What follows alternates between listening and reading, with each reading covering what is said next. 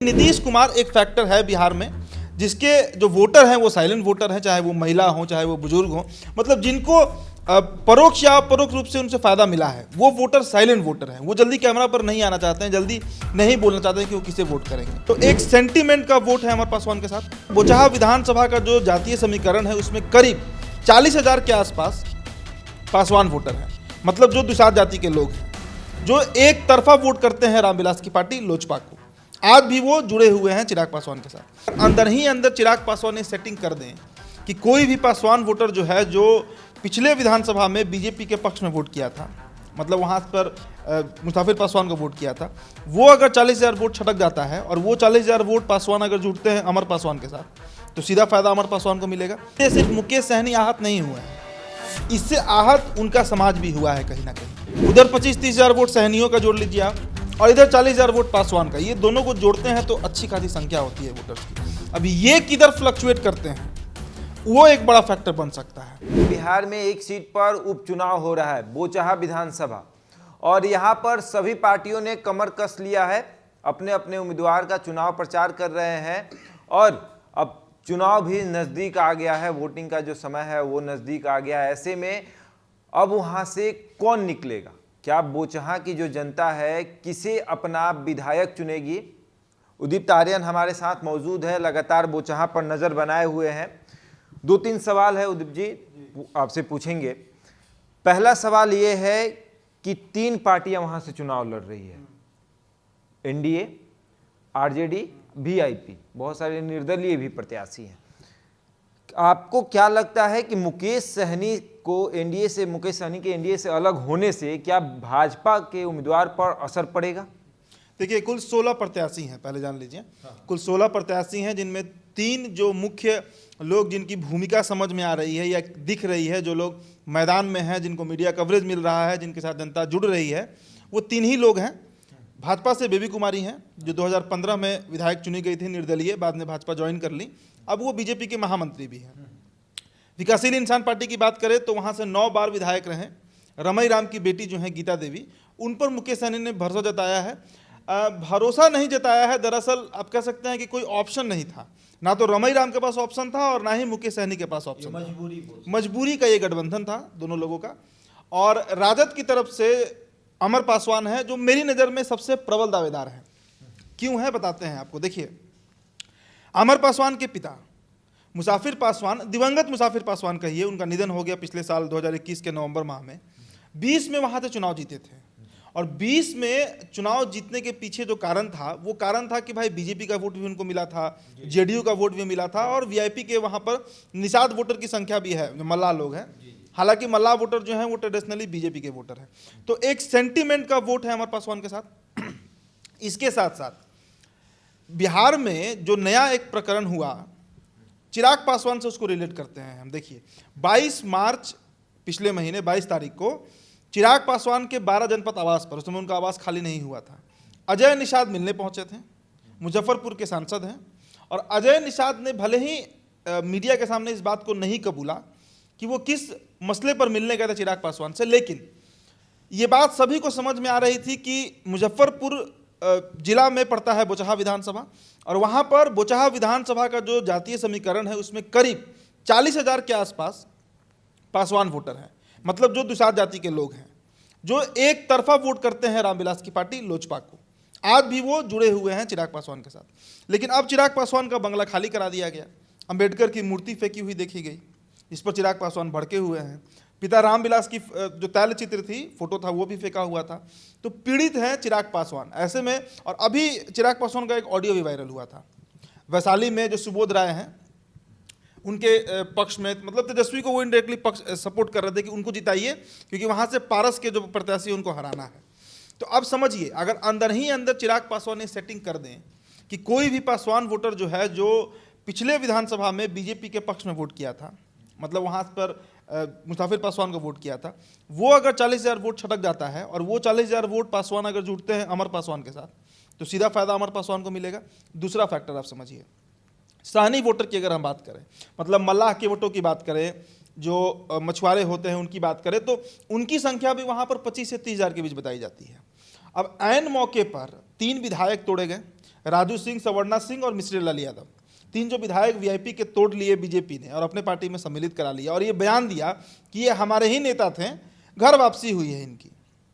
इससे सिर्फ मुकेश सहनी आहत नहीं हुए हैं, इससे आहत उनका समाज भी हुआ है कहीं ना कहीं। दूसरी बात, मंत्री पद भी उनका छीना गया और मंत्री पद छीनने में नीतीश कुमार का भी एक रोल रहा, क्योंकि नीतीश कुमार ने ही अनुशंसा किया राज्यपाल के सामने, जिसके बाद राज्यपाल ने लिखित में बजाते ये संदेश दिया, ये नोटिस उन्होंने जारी कराया कि अब मंत्री नहीं रहे मुकेश सहनी। तो मतलब बीजेपी और जेडीयू साथ है। अब देखिए, उधर 25-30 हज़ार वोट सहनियों का जोड़ लीजिए आप, और इधर 40 हज़ार वोट पासवान का, ये दोनों को जोड़ते हैं तो अच्छी खासी संख्या होती है वोटर्स की। अब ये किधर फ्लक्चुएट करते हैं वो एक बड़ा फैक्टर बन सकता है। अब आप तीसरे प्रत्याशी पर चले आइए, गीता देवी, जो मुकेश सहनी की पार्टी से चुनाव लड़ रही है। देखिए, 1972 में बोचहा विधानसभा अस्तित्व में आया और पहली बार वहां से जो व्यक्ति चुनाव जीता था वो रमई राम। रमई राम के बारे में एक बड़ा रोचक किस्सा है कि 1994 में जब मिलर ग्राउंड में एक सभा हो रहा था, उन्हीं की जाति का सभा था वो, तो उस सभा में संबोधित करने पहुंचे थे लालू प्रसाद यादव, तब के तत्कालीन मुख्यमंत्री। उन्होंने तब रमई राम को आधुनिक शंकराचार्य की उपाधि से नवाजा था, सोचिए। और मिनिस्टर रहे, 9 बार बोचहा से वो जीते हैं। बोचहा मतलब कहा जाता है उनका अवैध किला है, ऐसा जगह जहां पे उनके 15-20 हज़ार वोटर ऐसे हैं जो कहीं नहीं जाएंगे सिवाय रमई राम के। तो ऐसे में गीता देवी जो है, उनके पास वो वोटर तो हैं ही, साथ साथ अगर सहनी वोटर जुटते हैं तो उनको भी 40-50 हज़ार वोट आ सकता है। तो इस बार का जो कंपटीशन है बोचहा में वो त्रिकोणीय हो गया है। एक तरफ बेबी देवी हैं जिनके साथ भाजपा के कैडर वोटर, हाँ भूमिहार वहाँ पर सबसे बाहुल्य हैं, सबसे ज़्यादा उनकी आबादी है बोचहा में, करीब 55 से 60 हज़ार के आसपास उनकी आबादी बताई जाती है जो वोटर हैं। तो ऐसे में बेबी देवी के साथ वो 55-60 हज़ार भूमिहार, चूँकि भूमिहार कहीं नहीं जाने वाला है सिवाय बीजेपी के। इसके बाद एक और खबर आई कि सीएम जो है नीतीश कुमार, उनका 10 तारीख को वहाँ पर चुनावी सभा होने वाला है। तो असर पड़ेगा नीतीश कुमार जो जा रहे हैं वहाँ पर चुनाव प्रचार करने, तो भाजपा के प्रत्याशी को फायदा होगा? देखिए, तारापुर और कुशेश्वर स्थान का चुनाव अगर हमने तो कवर किया था, हमारे रिपोर्टर वहाँ गए थे, 5 दिन 6 दिन रहे थे, तो हमने देखा था कि देखिए नीतीश कुमार के जो वोटर हैं वो साइलेंट वोटर होते हैं। तारापुर में हमने जितने भी पब्लिक ओपिनियन किए सभी के सभी लगभग राजद के पक्ष में दिखा रहा था। वही स्थिति कुशेश्वर स्थान का था, लेकिन जीता कौन? तो जनता दल यूनाइटेड। ठीक है, बीजेपी के लोग भी वहाँ प्रचार कर रहे थे, लेकिन नीतीश कुमार एक फैक्टर है बिहार में जिसके जो वोटर हैं वो साइलेंट वोटर हैं, चाहे वो महिला हो चाहे वो बुजुर्ग हो, मतलब जिनको परोक्ष या अपरोक्ष रूप से उनसे फायदा मिला है, वो वोटर साइलेंट वोटर हैं। वो जल्दी कैमरा पर नहीं आना चाहते हैं, जल्दी नहीं बोलना चाहते हैं कि वो किसे वोट करेंगे। और जो वोकल ऑडियंस है वो हमेशा आरजेडी की होती है। आरजेडी का अगर हम कोई बात करते हैं, लालू प्रसाद यादव का, तेजस्वी का, तो वो वीडियो भी आप देखिए काफ़ी ज़्यादा शेयर होता है। कारण है कि उनके जो ऑडियंस है वो वोकल ऑडियंस है। वही स्थिति बीजेपी की है, लेकिन जेडीयू के साइलेंट वोटर हैं। तो ऐसे में 10 तारीख को, 10 मार्च को जो जनसभा होने जा रहा है बोचहा में, वो असर तो डालेगा ही। और यहाँ तक आप कह सकते हैं कि उस दिन जो भीड़ होगी या उस दिन शाम तक, देर शाम तक ये बात क्लियर हो जाएगी कि वोटर जो है उनका रुख किधर है। क्योंकि अगर वहाँ भीड़ जुटती है और नीतीश कुमार कोई ऐसा बात कह देते हैं जो वोटर्स को इन्फ्लुएंस करे, तो बीजेपी के पक्ष में ये जा सकता है। लेकिन जो 65 से 70 हज़ार सहनी और पासवान वोटर हैं वही तय करेंगे कि बोचहा इस बार कौन जीत रहा है। वो गीता देवी हैं, वो बेबी कुमारी हैं, या फिर अमर पासवान है। लेकिन जो सबसे प्रबल दावेदार हैं वो अमर पासवान ही दिख रहे हैं। शशांक, अमर पासवान ही जीत। तो देखिए, बोचहा में उपचुनाव हो रहा है, सभी 40 लोगों का जो फौज है वो भाजपा ने भी तैयार कर लिया है। बड़े बड़े नेताओं का नाम है उसमें, जो कि बोचहा में चुनाव प्रचार कर रहे हैं। स्टार प्रचारक एक बात और मैं इसमें जोड़ देता हूं कि देखिए, उपचुनाव बिहार में कभी भी हुआ है तो बहुत कम, शायद एक आध बार ऐसा कभी हुआ होगा जब विपक्षी पार्टी जो है वो जीती है। नहीं तो रिकॉर्ड है कि, मतलब ऑन रिकॉर्ड अब ये बात कह सकते हैं कि जो सत्तारूढ़ दल है उसका ही वहां चलता है। चाहे आप उसको बूथ मैनेजमेंट कहिए या वोटर्स को इन्फ्लुएंस करने की बात कहिए या कोई भी फैक्टर आप कह लीजिए, लेकिन जीतता वही है जो सत्तारूढ़ दल होता है। आप तारापुर उठाकर देख लीजिए, आप कुशेश्वर स्थान उठाकर देख लीजिए, उसके पहले जो लोकसभा का उपचुनाव हुआ वो देख लीजिए, कोई भी, चाहे जो समस्तीपुर से हुआ था प्रिंस पासवान के जो रामविलास के जो भाई थे, कोई चुनाव हो उसमें जो सत्तारूढ़ दल होता है वही फैक्टर होता है। लेकिन अब चिराग और मुकेश सहनी पर निर्भर करता है कि वो किसे इन्फ्लुएंस करते हैं, उनका वोट किधर जाता है।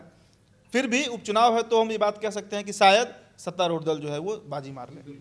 देखिए, उपचुनाव हो रहा है बोचहा में और बिहार की राजनीति पूरी तरीके से गर्म है। बोचहा उपचुनाव ने एनडीए को तोड़ दिया, वीआईपी को पूरी तरीके से बर्बाद कर दिया, क्योंकि बोचहा में चुनाव लड़ने जा रहे थे मुकेश सहनी, तो उनके तीनों विधायक जो हैं वो भाजपा में चले गए, उनका मंत्रिमंडल चला गया, आवास अब जाने को है।